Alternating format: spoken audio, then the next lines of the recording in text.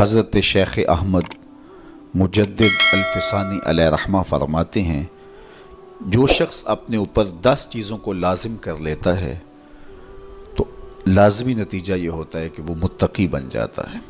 وہ 10 چیزیں کون سی ہیں؟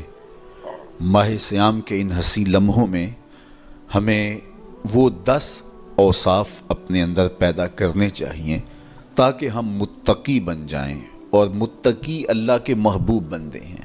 تقوی اختیار کرنے والے اللہ جل شانہ کی رحمتوں کے خاص مستحق ہیں۔ جنہیں تقوی کا نور نصیب ہوتا ہے وہ اللہ کی رحمتوں کے سائے میں آ جاتے ہیں۔ اگر ان پر مصائب، آلام، مشکلیں آتی ہیں تو ان کے تقوی کی وجہ سے اللہ انہیں راستے عطا کر دیتا ہے۔ وَمَن يَتَّقِ اللَّهَ يَجْعَل لَّهُ مَخْرَجًا وَيَرْزُقْهُ مِنْ حَيْثُ لَا يَحْتَسِبُ۔ اللہ اکبر۔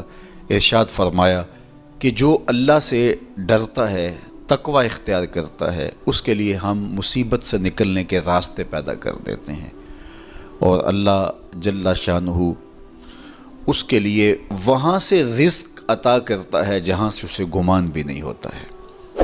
تو یہ تقوی کا نتیجہ ہے جو اہل تقوی کو نصیب ہوتا ہے۔ تو حضرت شیخ نے 10 وہ امور بتائے جو اپنے اوپر لازم کر لینے سے تقوی نصیب ہوتا ہے۔ سب سے پہلی بات آپ فرماتے ہیں زبان کو غیبت سے بچائے۔ اتقاء کے حصول کے لیے زبان کو پاک کرنا ضروری ہے۔ انسان کے زیادہ تر گناہ اس کی زبان کی وجہ سے ہیں، اور غیبت یہ بدترین عمل ہے، اور اس کو بدکاری سے بھی برا قرار دیا گیا ہے۔ الغیبت اشد من الزنا۔ تو اپنی زبان کو غیبت سے بچائے۔ دوسری بات ارشاد فرمائی کہ بدظنی سے بچے، کسی سے خواہ مخواہ بدگمان ہو جانا اور اپنے دل کو کسی کے لیے میلا کر لینا اور اس کی بدگمانی دل میں پالنا، تو یہ تقوی کے منافی ہے۔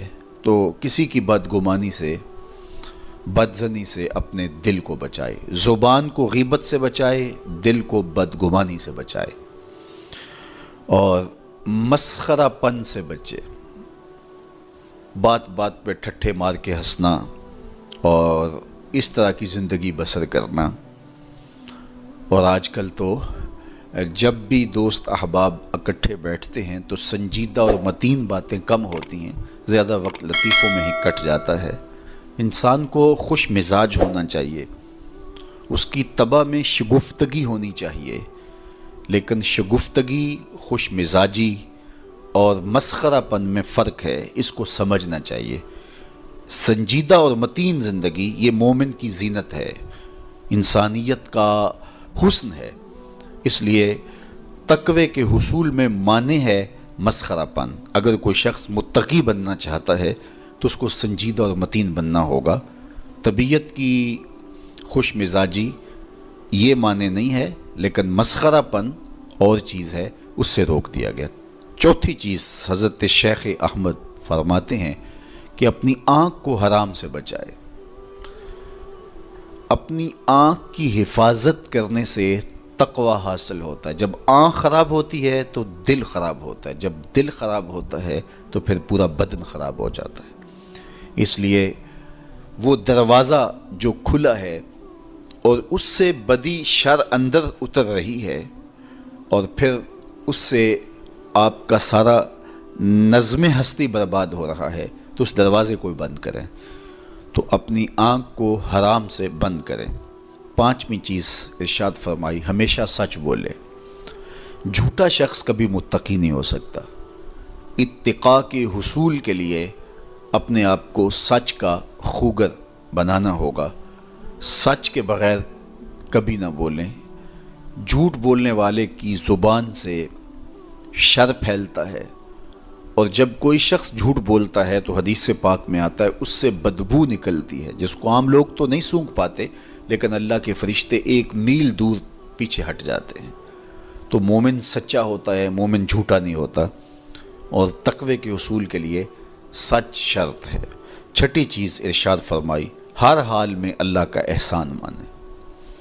جب کوئی بھی انسان پر بہتری آئے تو اس وقت یہ کہے کہ یہ میرے رب کا احسان ہے کہ مجھے یہ حاصل ہوا ہے۔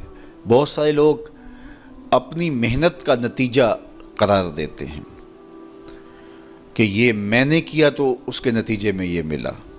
بسا اوقات آپ کتنا سیدھا کام کر رہے ہوتے ہیں، کتنی محنت کر رہے ہوتے ہیں، لیکن نتیجہ اس کے برعکس آ رہا ہوتا ہے۔